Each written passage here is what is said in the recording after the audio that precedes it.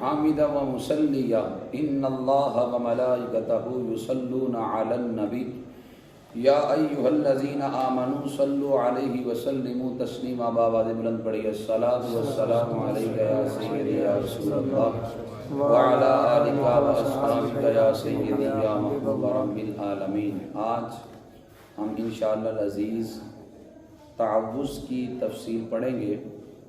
اعوذ باللہ من الشیطان الرجیم. میں شیطان مردود سے اللہ کی پناہ مانگتا ہوں یا اللہ کی پناہ میں آتا ہوں. حضرت امام فخر الدین رازی رحمۃ اللہ تعالی علیہ آپ فرماتے ہیں کہ جو بندہ حقیقت کے اندر اللہ کی پناہ میں آتا ہے، فرماتے ہیں اس کا مطلب یہ ہے کہ دنیا سے کٹ کر بندہ اللہ کی جانب رجوع کرے. یہ تعوذ کا مطلب ہے. لیکن افسوس یہ ہے کہ ہمارا رابطہ اور تعلق جتنا لوگوں سے پیدا ہو گیا اتنا تعلق ہمارا رب سے نہیں ہے. ہم تعلق بجائے رب سے پیدا کرنے کے ہم تعلق لوگوں سے پیدا کرتے ہیں. ہم اپنے تعلقات لوگوں سے بڑھاتے ہیں. ہر بندہ اس چکروں میں ہے کہ میرا کسی MPMN سے تعلق بڑھ جائے، میرا کسی وزیر مشیر سے تعلق بڑھ جائے. ہم دنیا دار سے تعلق تو بڑھاتے ہیں لیکن ہم اپنے رب سے تعلق پیدا نہیں کرتے. ہم اپنے رب سے تعلق پیدا کر کر اس تعلق کو نبھانے کی کوشش نہیں کرتے. ہم نے اپنی توقعات بھی لوگوں سے لگا رکھی ہیں. ہماری توقعات لوگوں سے وابستہ ہیں. اسی لیے تو مشکل وقت میں ہم لوگوں کے سامنے جا کر ہاتھ پھیلاتے ہیں، ہم لوگوں سے مانگتے ہیں. اقبال نے یہی تو کہا تھا، بتوں سے تجھ کو امیدی خدا سے نہ امیدی، بتا تو صحیح اور کافری کیا ہے. ہمیں بتوں سے امیدیں ہیں، رب سے امید ہی نہیں ہے. ہم لوگوں سے مانگتے پھرتے ہیں، اللہ سے ہماری امید وابستہ رہ ہی نہیں گئی. اور اس وجہ سے اقبال کہتے تھے کیوں منتیں مانگتا ہے اوروں کے دربار سے اقبال، وہ کون سا کام نہیں جو ہوتا نہیں تیرے پروردگار سے. وہ رب تعالیٰ ہر کام کرنا جانتا ہے لیکن ہم رب سے تعلق پیدا ہی نہیں کرتے. تعوذ کا مطلب یہ ہے کہ لوگوں سے کٹ کر ففروا الی اللہ، اللہ سے تعلق پیدا کرو. یہ تعوذ کا مطلب ہے. تعوذ کا مطلب یہ ہے کہ ہم شیطان مردود سے اللہ کی پناہ میں آتے ہیں. اب جن جب شریر ہو جاتا ہے، جن جب برا ہو جاتا ہے تو وہ شیطان بن جاتا ہے. تعوذ ہمیں بتاتا ہے کہ جنوں کا وجود ہے، جنوں کا انکار نہیں کیا جا سکتا. حضرت امام غزالی رحمۃ اللہ تعالی علیہ کے ہم اثر ہیں زمخشری. زمخشری بہت بڑا امام گزرا ہے. زمخشری جنوں کے وجود کو نہیں مانتا تھا، جنوں کا انکار کرتا تھا. زمخشری قرآن کی تفسیر لکھ رہا تھا. حضرت امام غزالی جانتے تھے کہ یہ زمخشری جنوں کے وجود کا انکار کرتا ہے. حضرت امام غزالی نے اس کو سمجھانے کا کیا طریقہ کار اپنایا. حضرت امام غزالی رحمۃ اللہ تعالی علیہ آپ جنوں کو فرمانے لگے کہ زمخشری جو تفسیر لکھ رہا ہے نا اس تفسیر کو چپکے سے لے آؤ. جن گئے اور جا کر زمخشری کی اس تفسیر کو اٹھا کر لے آئی امام غزالی کی بارگاہ میں. حضرت امام غزالی نے اس تفسیر کو نقل کر کے تفسیر واپس کر دی. جنوں نے جہاں سے لی تھی وہاں پہ جا کے رکھ دی. چند دنوں کے بعد زمخشری حضرت امام غزالی کو ملنے آیا. امام غزالی نے یہ تفسیر دکھائی. فرمایا کس کی ہے؟ زمخشری کہنے لگا اگر میں کہوں یہ میری ہے تو عقل نہیں مانتی کہ میں نے تو اس جگہ پہ چھپا کے رکھی ہے، میرے علاوہ دوسرا جانتا کوئی نہیں. اگر یہ کہوں میری نہیں ہے تو یہ بھی عقل نہیں مانتی کہ ہو بہو ترتیب بھی وہی ہے، الفاظ بھی وہی ہیں اور ساری مسودہ اسی طرح ہے. عقل میری میں یہ بات نہیں آتی، یہ تفسیر لگتی بھی میری ہے اور بھی آئی کیسے ہے، یہ بھی بات سمجھ میں نہیں آتی. امام غزالی فرماتے ہیں نسخہ تیری تفسیر کا ہے اور یہ جن میرے پاس لے کر آئے ہیں. جب اتنے لفظ زمخشری نے سنے وہ کہنے لگا ہاں جنوں کا وجود ہے، جنوں کا انکار نہیں کیا جا سکتا. میں یہاں یہ بات بھی کرنا چاہتا ہوں کہ سر سید احمد خان ہمارے دنیا کے اندر اس کی خصوصیات میں نوٹ لکھے جاتے ہیں اور یہ سمجھا جاتا ہے کہ شاید سر سید احمد خان دین کا بڑا خدمت گزار تھا اور شاید دین کے اندر اس کے بڑے عظیم کارنامے ہیں. میں کہتا ہوں سر سید احمد خان پرلے درجے کا ملحد آدمی تھا، دین دشمن انسان تھا کہ وہ جنوں کے وجود کا انکار کرتا تھا، وہ فرشتوں کے وجود کا انکار کرتا تھا، وہ جنت کا انکار کرتا تھا، وہ جہنم کا انکار کرتا تھا.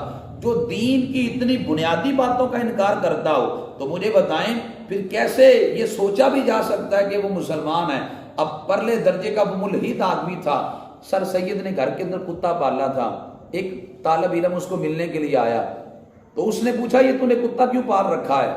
سر سید کہنے لگا کہ نبی علیہ السلام کا فرمان ہے جس گھر میں کتا ہوتا ہے رحمت کے فرشتے نہیں آتے، تو میں کہتا ہوں نہ فرشتہ آئے گا نہ میں مروں گا، یوں ہمیشہ ہی زندہ رہوں گا۔ وہ طالب علم بڑا حاضر دماغ تھا، طالب علم کہنے لگا ہاں حضور کا فرمان ہے کہ جہاں پہ کتا اور رحمت کے فرشتے نہیں آتے، اور جب غضب کے فرشتے کتے کی روح قبض کرنے آئیں گے تیری بھی ساتھ ہی لے کر جائیں گے۔ اتنی بات کی تو اسے منہ کی کھانی پڑی۔ اب اس وجہ سے سر سید احمد خان دین دشمن انسان تھا۔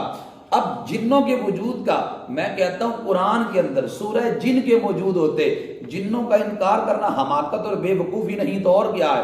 قرآن مقدس کے اندر جنوں کا تفصیل کے ساتھ ذکر ہونے کے باوجود اگر کوئی جنوں کا انکار کرے وہ تو محض بے وقوف انسان ہے۔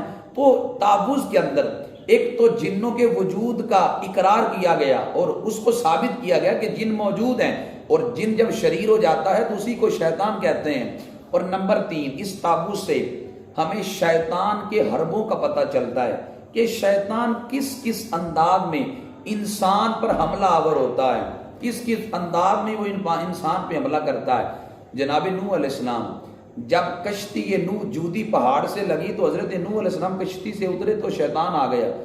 حضرت نوح علیہ السلام شیطان کو فرمانے لگے تو بندے کو گمراہ کیسے کرتا ہے؟ شیطان کہنے لگا بندہ جب بخیل ہو جاتا ہے تو ہم بندے سے یوں چمٹ جاتے ہیں کہ جس طرح بندہ کسی چیز سے چمٹ جاتا ہے، ہم یوں شیطان کہتا ہے انسان سے چمٹ جاتے ہیں اور ہم اسے گمراہ کرنے لگتے ہیں۔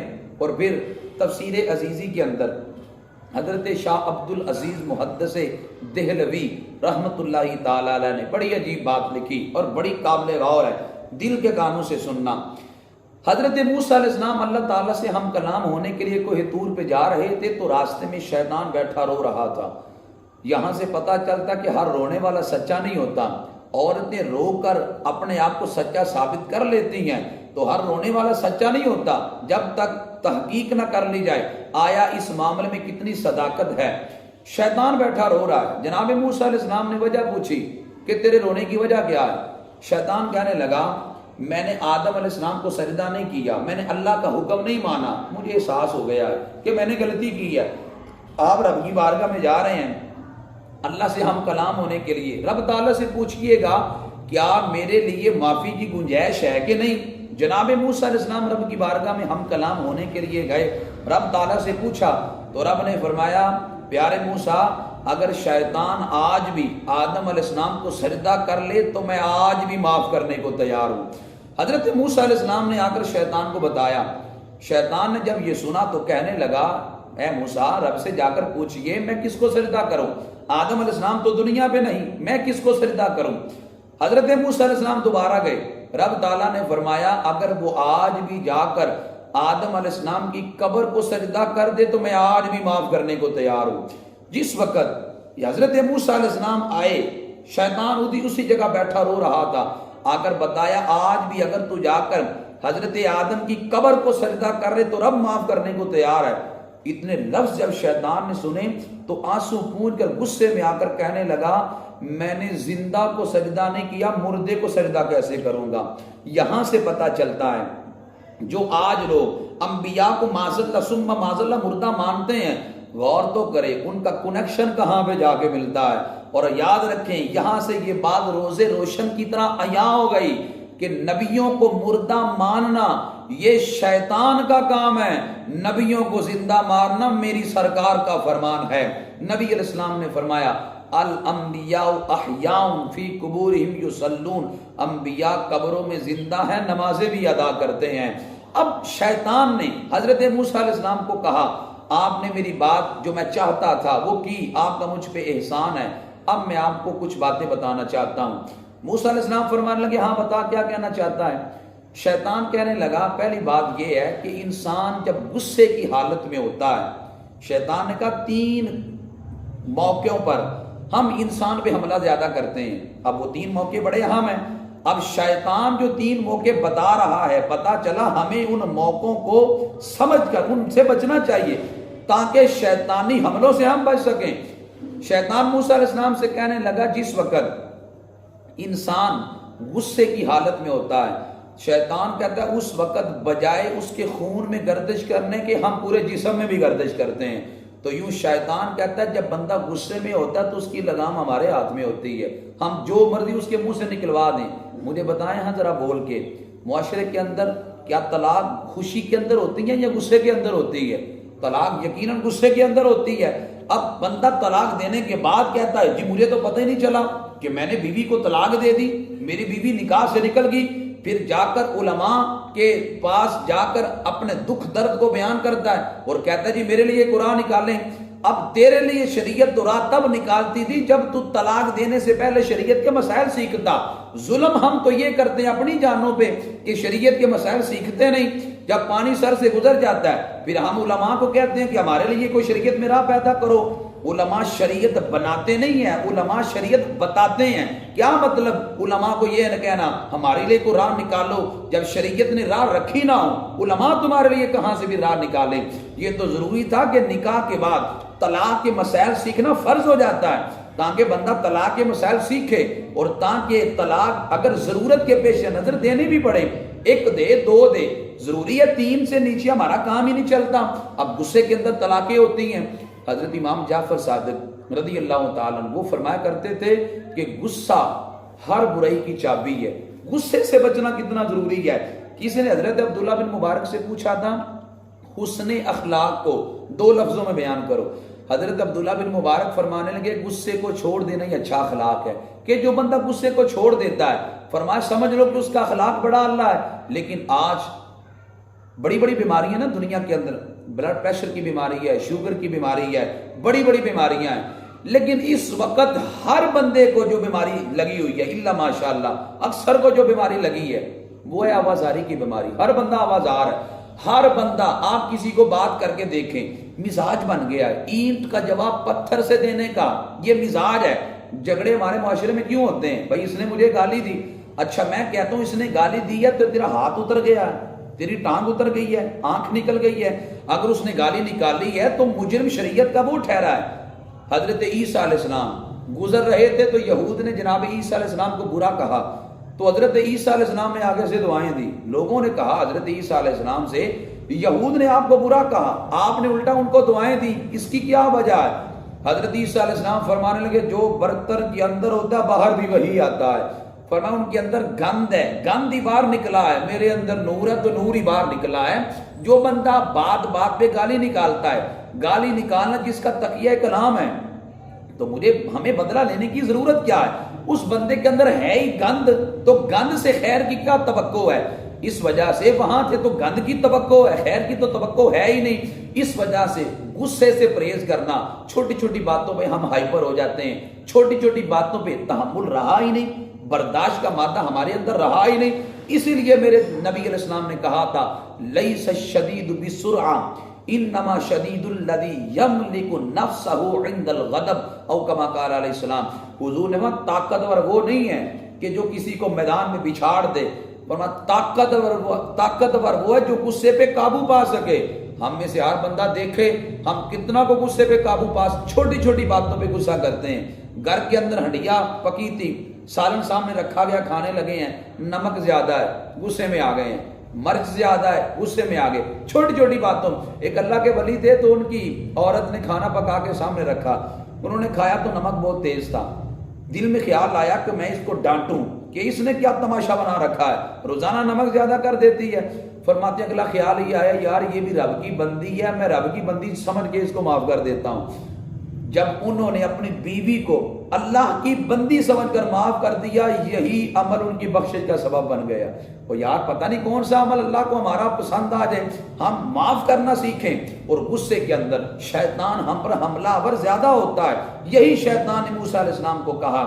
اور نمبر 2، شیطان کہنے لگا بندہ جب میدان جنگ میں کھڑا ہوتا ہے تو ہم بچوں اور بیوی کی محبت یاد دلا کر اسے میدان جنگ سے بھگا دیتے ہیں۔ ایسا ہی جب میدان سجدہ ہے تو بندے کو شیطان وسوسہ ڈالتا ہے، تم اگر شہید ہو گیا تیرے بچوں کا کیا بنے گا، تیرے بچے تو یتیم ہو جائیں گے، تیری عورت تو بیوہ ہو جائے گی، گھر کا سربراہ تو تو ہے، نظام تو تجھ سے چلتا تھا، کیا بنے گا؟ تو یوں بندے کو شیطان یہ وسوسے دلا کر میدان جنگ سے فرار کروا دیتا ہے، اور یہ اس کا بہت بڑا حملہ ہے۔ تیسری بات وہ بھی بڑی اہم ہے، حضرت موسیٰ علیہ السلام سے شیطان کہنے لگا بندہ جب کسی عورت کے ساتھ تنہائی میں جاتا ہے تو شیطان کہتا ہے میں وسوسہ ڈال کر زنا کروا دیتا ہوں.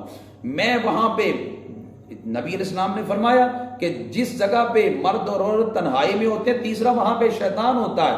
لیکن آج میں نے بڑے بڑے مذہبی لوگوں کو دیکھا ہے, بڑے بڑے لوگوں کو دیکھا ہے, وہ کہتے ہیں ہمیں اپنے نفس پہ بڑا اعتماد ہے, اس وجہ سے ہم سے گناہ سرزد نہیں ہوتا, ہم بڑے نیک ہیں, ہم تہجد گزار ہیں, ہمیں اپنے نفس پہ بڑا اعتماد ہے. یاد رکھے ٹھیس اعتماد کوئی پہنچتی ہے, جہاں بندہ اعتماد نہ کرے وہاں ٹھیس کیا پہنچتی ہے. اب یہ کہنا کہ میں شاید عمر کے اس حصے میں پہنچ چکا ہوں لہٰذا میرے اوپر شیطانی حملہ نہیں ہو سکتا, یاد رکھنا عمر کے کسی حصے میں بھی جا کر شیطانی حملوں سے مطمئن نہ ہو جانا, وہ بڑوں بڑوں کو الٹا کر دیتا ہے اور نہیں دیکھتا یہ عمر کے کس حصے میں ہے. مجھے بتائیں کیا بوڑھے ہو جاتے ہیں, کیا ان کی جب شہوت ماند بڑھ جاتی ہے اس کے باوجود بھی کیا وہ برے کاموں سے بعد آ جاتے ہیں؟ آپ باہر نکل جائیں, بوڑھے ہو چکے ہیں لوگ, چلنے کے قابل نہیں ہیں, بیٹھ کر تاش کھیل رہے ہیں, اور بھائی یہ عمر ہے تمہاری تسبیح پکڑنے کی, یہ عمر ہے تمہاری اللہ کا ذکر کرنے کی, یہ عمر ہے تمہاری تہجد پڑھنے کی, لیکن اس عمر میں جا کر تاش کھیلنا اس کا کیا معنی ہے؟ وجہ یہ ہے کہ اندر نفس بڑا مضبوط ہے, لوگ مطمئن ہو جاتے ہیں شیطانی عملوں سے. مطمئن نہ ہونا ہمارے لیے سیرت حضرت سعید بن مسیب کی یہ بات بھی ہے. حضرت سعید بن مسیب رضی اللہ تعالیٰ عنہ خیر التابعین ہیں, عظیم تابعی ہیں. غور کرنا جملے پہ, سعید بن مسیب فرمایا کرتے تھے میری 80 سال عمر ہے, غور کریں 80 سال عمر ہے, اور فرمایا ایک آنکھ کی بینائی بھی جا چکی ہے. فرمایا اس عمر کے حصے میں آ کے بھی اپنے نفس پر سب سے زیادہ جو خطرہ محسوس کرتا ہوں وہ ایک عورت کا خطرہ محسوس کرتا ہوں.